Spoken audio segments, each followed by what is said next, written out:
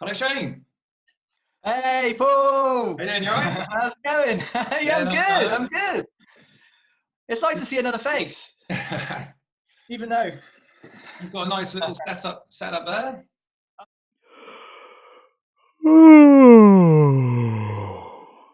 I am. I've been proper geeking out over live streams and videos and stuff. I'm going for a bit of a purple vibe tonight. Like it? Yeah, I've been spending loads of time on this. It's like a bit of an obsession of mine now. Oh, well, yeah, good to see you. It's Yeah, loads of people, so it's been pretty nice.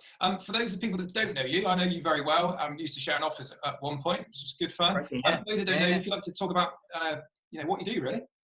Yeah, my name is Shane Griffiths, and I am the co-founder and a product designer of a small team called the Idea Bureau. We are a remotely distributed company. We're a small team, mainly based in Somerset and also in Southampton. And essentially, we design and build apps and websites and digital tools and services for predominantly the not-for-profit sector and for the public sector. Stuff, geek things. Having lots of fun, enjoying yourself. Yeah.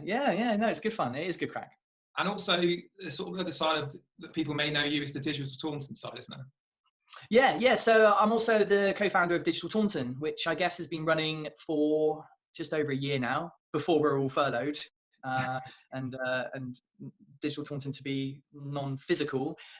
No, it's Digital Taunton is an important part of my life. It's something I do with Jeremy Hyams, who's the CEO of Claims Consortium Group, and essentially Digital Taunton sort of is a curated community of supporting and helping people in the digital sector within the Somerset area, and with a mission to kind of curate this community and network, make friends, build contacts, and kind of put Somerset on the map when it comes to the digital economy and things of that nature.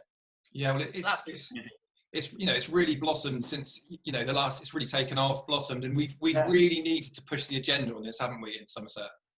Yeah, it's amazing how successful it's been actually in such a short space of time. It's been really, really good fun, and the idea of it started a good couple of years ago, but it took time to kind of build up the understanding of how we would execute it, how we would do it, and what people really wanted. And what turned out is that people want to get together in person, preferably, and just learn from each other. And what we created, in combination of some other good luck things and key ingredients like a venue like Company Spaces, in 2019 the kind of sort of things aligned in a way where, if it was marketed correctly and if there was a strong kind of key message, that it would be something that people would want to rally behind. And we were right. It's been really good, and it's a shame we had so much planned this year and speakers lined up, and then all this kind of stuff happened, and so now we're kind of unfortunately had to put it on the back burner a little bit, because all the people involved, they're all having to deal with their own businesses and their own situations, and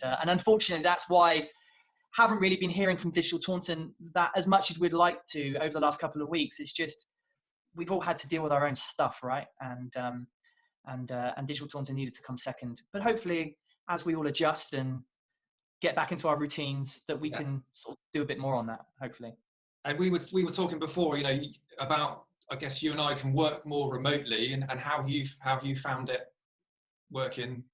It's been weird for me, actually. I guess I've got a slightly different perspective than a lot of other people, because I work remote. I work from home. I have done for about 3 years. We are a remote business. My colleagues are remote. My clients are remote. I work in my little home office, and sometimes I work in a coffee shop. And so for me, it's like the last couple of months, I've been in my own little bubble. And for me, it's kind of been business as usual. I've been really lucky that we work with people that still needed to have things done. We started some projects in the new year that needed to carry on. So we were really lucky. And so sometimes I feel I feel sort of guilty a little bit, that I need to remind myself that there's a situation going on, and it's really bad. But when I'm in my little bubble, if this was a typical April, this is what I would be doing today, probably. Yeah. But it's not a typical April. The world's changed, and so I've had to kind of sort of remind myself sometimes that the things are different now, and it's so for me, my day to day hasn't changed, hasn't really been affected. It has for my wife. Her business has changed quite dramatically because she runs a recruitment company. So that's been a real challenge in some areas. But for me, thankfully, our work has continued. So yeah, for me, it's kind of just been getting my head down and getting as much stuff done as possible. Excellent. Well, from your understanding that, and so we're more used to working remotely, and so you guys made a decision that actually we don't need this physical premises to do that. We could do it online tools we've got. We can meet up when we need to. For people that have been exploring Zoom for the first time or tech, when people say this has changed things forever, how far do you think it goes in terms of, have we kind of jumped 4 or 5 years, or how do you see people getting to grips with technology, and where do you think that will go? No, that's a cool question. I really hope that we have jumped forward 5 years. I actually have been a massive fan and a real advocate for remote working. I love it when people want to start a business, right? I love the idea of someone saying, I want to do something, I want to create it. And we live in a world now where, like, you just need a laptop and an internet connection, and you could be making money through either digital marketing or selling on Amazon or eBay or whatever. I love that.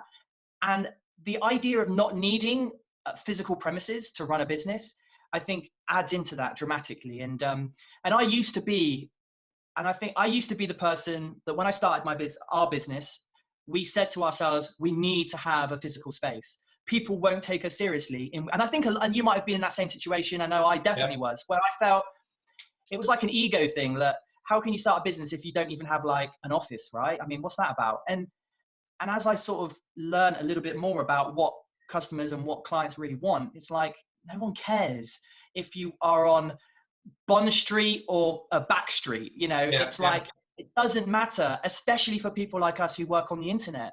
And so we had a lovely studio, and it was in town on the Crescent. And we just decided, I think it was in 2017 or 2018, we were like, what are we doing? Like, the only people that see the inside of our offices are us. And maybe like our mums and dads when they pop in and say hi when they're in town. It's like our clients, and because our clients are actually a lot further afield, like, they don't know where we work. And so when you're paying, 1,000, 1,500 or whatever a month, it's like, people who want to start, especially a digital business, just don't even bother. And I think there's that traditional kind of mindset that I think COVID will help sort of settle. Like that mindset will now drift away, because there are now big sort of businesses that would never have considered themselves capable of being a remote company. And actually, I draw reference to Claims Consortium Group, who are really good friends of mine, right? They're an insurance claims provider. They have a call center of like 300 people. And over the course of 2 weeks, Jeremy and his IT team and his HR team, they've pivoted, and now all their workers are working from home. And it's almost not perfect, but business as usual. Yeah, that's amazing. And you think, and it's like, it makes, and Jeremy and I have this conversation about, hang on a second, I've probably spent hundreds of thousands of pounds on infrastructure, equipment, heating, ventilation, insurances, I don't know, whatever, right? And it's like, technically, it's so doable.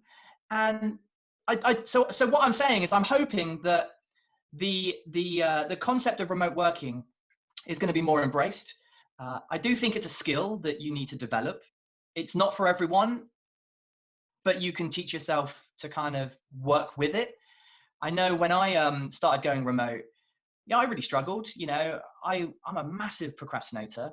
And if there was anything in the sink or any hoovering to be done, I'd be doing that before I do what I should be doing. But you learn and you adapt and you change your day. And I just think that a lot of business, because I know a lot of businesses will have employees that would love to work from home. And I bet there's a fair few employees that were given a choice to take a small pay cut or work from home.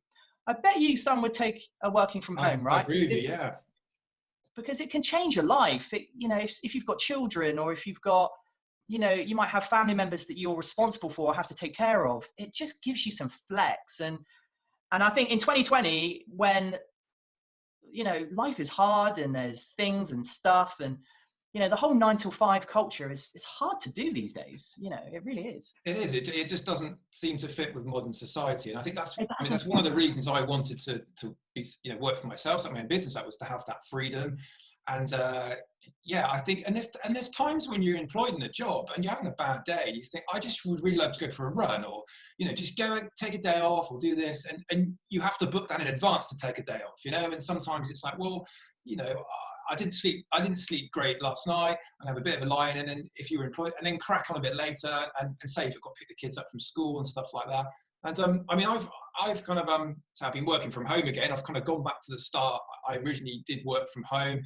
I lived with some friends. They had 4 cats. I was like the bloody Pied Piper. Everywhere I went, these 4 cats followed me. They were my team at the time. And cool. of course, then sharing an office. I had my own office on my own, boring on my own. Then of course shared an office. We've got a lovely office at Hesticum. The only reason I think we've got an office, we don't have space at the house here for me to work. Otherwise, I probably would. And I think I never struggle with motivation, because your motivation is your clients and your passion for what you do. So I do think there's a lot of employers are going to go, Yeah, I totally agree, mate. And I hope so, because I think there's a lot of employers that would hold on to more staff if they were a little bit more flexible in what they would offer. The costs these days, buy a desktop computer or buy a laptop. Just buy them a laptop. Give people opportunity to influence how they want to work. And it does depend on a lot of things, right? It depends on if you've got the physical space, I work from home with my wife. She works from home as well, and she started a new company last year, a recruitment company, and she just needed a laptop, and a plan of how to execute it, and she did it, and she started a very successful business, and she hired 3 people, and now this all happened, and it's all sort of changed a little bit, but we work from home with our dogs. And it's what I've worked towards. I love being around my dogs. I sort of like being around my wife as well sometimes. On that point, can I mention about the lockdown with the dogs that you mentioned to me early on? What happened with the dogs? Oh yeah, so yesterday it was time. It was time to have a haircut, and we acquired some grooming tools, and we've given them the most awful buzz cuts you've ever and I was so embarrassed, because this afternoon, just before this call, I had to drop them both to the vet because they needed to be weighed, because they needed this month's flea and worming jabs. And I was like, I'm so sorry, like these are actually like well looked after dogs, I promise. They're not like these abandoned strays I picked up. Millie, who's our little pup, they're around here somewhere, and she's literally just got like hair, and we've just been hacking at her. And it was, we mentioned that for anyone that likes to watch Father Ted back in the day, there was that scene in Father Ted where he had a little dent in his car, and he just sort of had a little hammer and he worked the dent out, and then he kept going, and then you pan back and the whole car is just a mess. And that's exactly what our dogs look like now. So, yeah. So I'm missing. I'm definitely missing our groomer. I'm missing Kelly, our groomer, very, very much. And coffee. I'm missing good coffee. And of course, it's as much as the digital side's great, and it's important to keep up those. We're all missing the network, and then going to the company spaces for the Digital Taunton or meet. That's still important. But I was going to say, to sort of end on really, Shane, was just to mention next week for Digital Taunton, you were going to. Yeah. So again, for anyone that's kind of watching this and follow Digital Taunton, apologies that we have been quiet.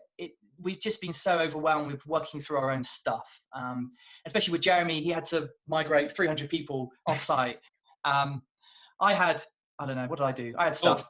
I had dog haircuts, and I had to figure out, a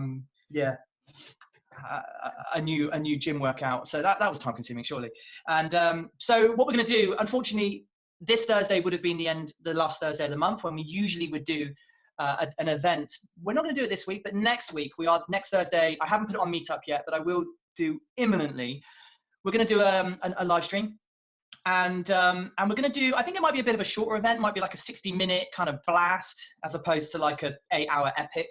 And it's going to be about, I'm going to do a presentation, in fact, about video and webinars and online events, live streaming. I've done a huge amount of obsessing lately over different types of ways to up your quality, up your production game, tools and tips, hardware, cameras, lighting, microphones. I'm going to kind of do like a bit of a walkthrough to help people at least be pointed in the direction of some of the tools that some of the more professional live streamers are doing right now, and how we could do this really easily.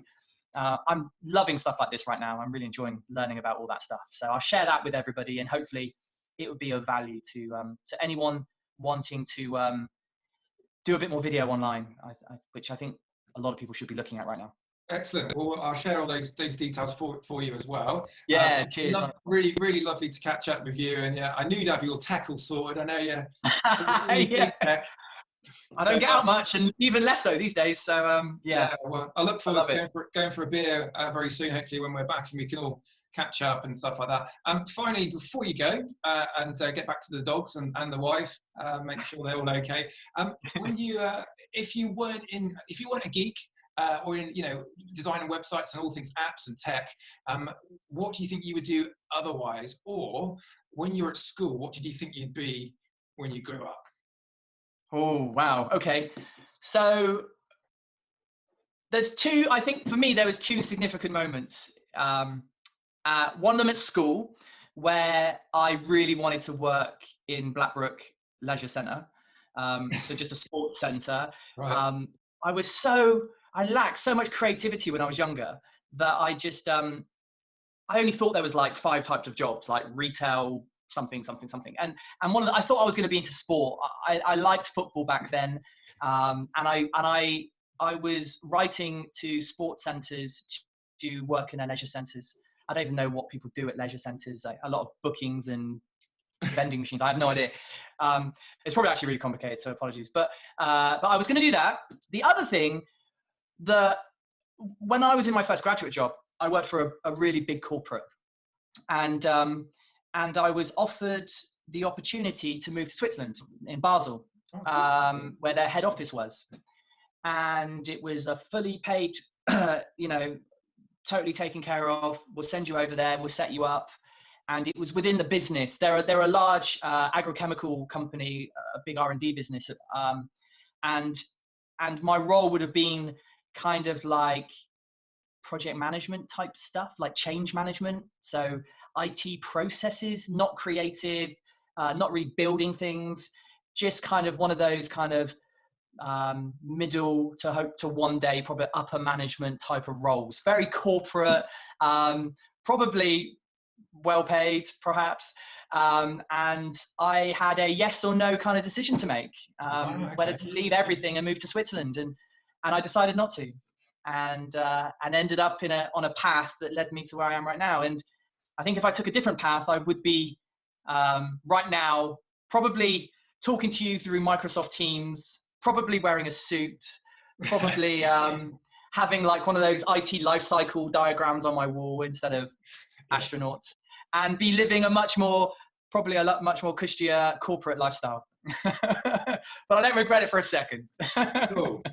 Well, thanks for your time today. Man, it was good to hang out. Yeah, send me the details for the next Digital Taunton event, and please say hi to the rest of the team at the Idea Bureau. All right, well, catch you soon. Actually, I just want to say one last thing. A massive congratulations to Ben, my business partner in crime. Haven't been putting much on Facebook lately, but he's just had a lovely baby girl called Madeline. She was actually born on Easter Sunday, so big congratulations to Ben and Lorna. And I know mum and baby are doing very, very well. Good to hear. Well, good to see you. Catch up soon, mate. Take care, buddy. See you soon. Bye.